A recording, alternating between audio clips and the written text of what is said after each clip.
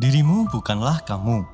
Dirimu bisa menjadi siapa saja, sesuai dengan keadaan dan kepentingan yang menyertainya. Dirimu bisa menjadi sosok yang berbeda-beda jikalau diperlukan pada saatnya, dikala momentum itu datang menghampirinya. Karena dirimu yang sesungguhnya tergantung bagaimana kamu berpijak pada landasan yang paling kokoh dalam sebuah bangunan kehidupan.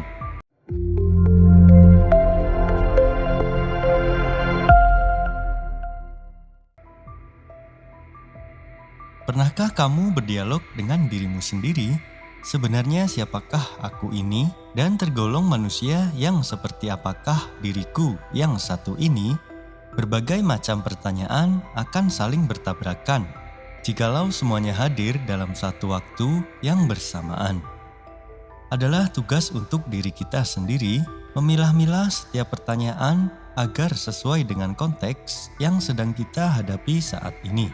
Bukan sebuah rahasia jika terkadang hati kita sering merasa berbolak-balik akan rasa bahagia, sedih, bimbang, dan bahkan kosong, tak ada rasa sama sekali dalam menjalani kehidupan. Manusia diciptakan dengan beragam komponen di dalamnya yang sangat kompleks, yang terbalut dalam bentuk fisik. Belum lagi secara software yang salah satunya kita kenal sebagai akal pikiran.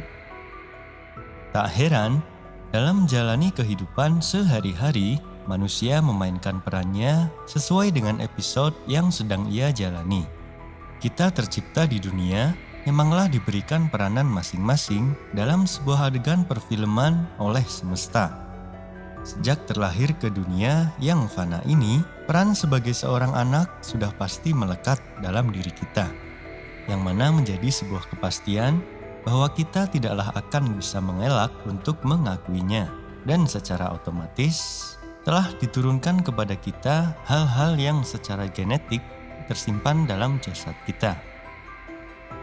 Sejak kecil kita diajarkan untuk setidaknya dapat mengetahui tentang berbagai macam hal yang seiring dengan pertumbuhan dan perkembangan zaman, terkadang hal-hal yang sudah melekat dalam diri kita semasa kecil itu pudar dengan sendirinya, menjadikan kita sebagai sosok pribadi yang baru karena telah bergaul dengan lingkungan yang lebih luas.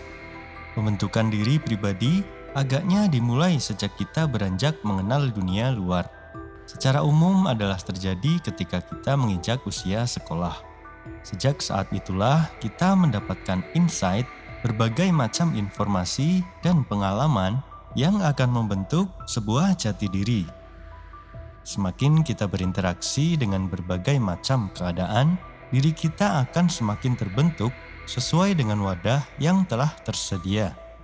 Wadah di sini adalah diri kita secara fisik dengan segala kemampuannya dan daya cerna yang ada. Kita akan menjadi sosok yang seperti apa tergantung juga dengan lingkungan sekitar tempat kita berada. Jika kamu sering berinteraksi dengan kelompok yang suka belajar di sekolah, niscaya kamu juga akan mengikuti dan mengimbangi mereka.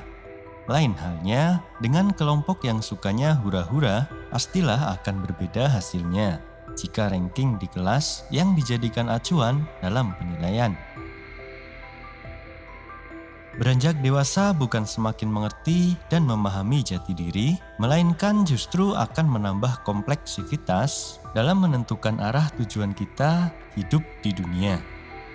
Adalah mereka dari kebanyakan manusia hanya menjalaninya saja, tanpa menimbang dan memilah mana-mana yang sebenarnya perlu dan tidak diperlukan dalam hidup.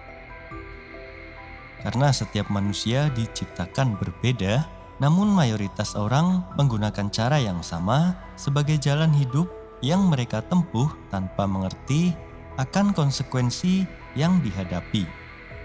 Terbawa arus begitu saja, tanpa sadar bahwa sebenarnya mereka belum mampu untuk berenang. Dan alhasil, pendewasaan diri belumlah matang, namun sudah mengambil peran yang tidak semestinya. Tak heran belakangan ini banyak anak muda yang mengalami berbagai macam problematika hidup cenderung akan menyerah dan mudah berputus asa. Mungkin karena mereka asal nyemplung tanpa tahu dan sadar sejauh mana dia memiliki kemampuannya sendiri. Untuk menjawab pertanyaan di awal mengenai siapakah aku ini sebenarnya, mungkin setiap diri yang kita mainkan peranannya adalah nyata. Karena kita sewajarnya manusia, tetaplah membutuhkan yang namanya pencitraan. In a good way tentunya.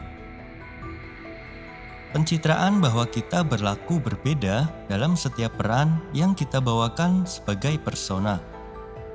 Misalnya, kita dihadapkan dengan orang atau lingkungan sosial, pastilah kita akan menyesuaikan dari cara berpakaian, sikap, dan tindakan yang akan kita terapkan terhadapnya. Berbeda dengan diri kita sebenarnya jika dalam keadaan di rumah sendirian. Bahwasanya berbeda sikap jika kita sedang sendirian, itulah acting yang diperlukan dalam kita berkehidupan sebagai makhluk sosial. Sebagai orang biasa saja, kita sudah dibebani berbagai macam kepentingan, peran yang harus dijalani, seperti sebagai anak, murid, guru, ayah atau ibu, sebagai seorang karyawan di kantor, dan lain sebagainya. Masing-masing peranan dalam kemelekatan profesi yang kita ambil menuntut kita akan sebuah pencitraan yang tidak akan bisa terlepas. Lantas, siapakah diri kita sebenarnya? Jawaban yang paling masuk di akal adalah diri kita saat tidak ada siapapun di sekitaran kita.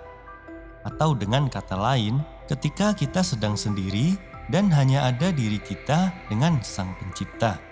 Karena disitulah momen kita sebenar-benarnya jujur pada diri kita. Bahkan penampilan fisik yang sering kita manipulasi tidaklah lagi berguna. Dan untuk menjawab pertanyaan, manusia seperti apakah diriku yang satu ini? Jawaban yang paling bijak adalah bagaimana kita mampu menempatkan diri sesuai dengan setiap keadaan yang sedang kita hadapi.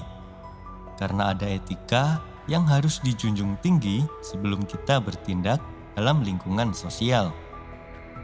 Namun sebaik-baiknya manusia adalah dia yang mampu jujur dan apa adanya dengan meminimalisir pencitraan sehingga apa yang dia bawa di hadapan publik adalah sama atau tidak jauh berbeda dengan kenyataan yang dialami dalam dirinya sendiri. Semakin sedikit kita berinteraksi dengan dunia luar, maka kita akan semakin mengenali siapa diri kita pribadi dan akan mampu memahami peran apa yang akan kita jalani dalam rangka hidup di dunia menunggu mati.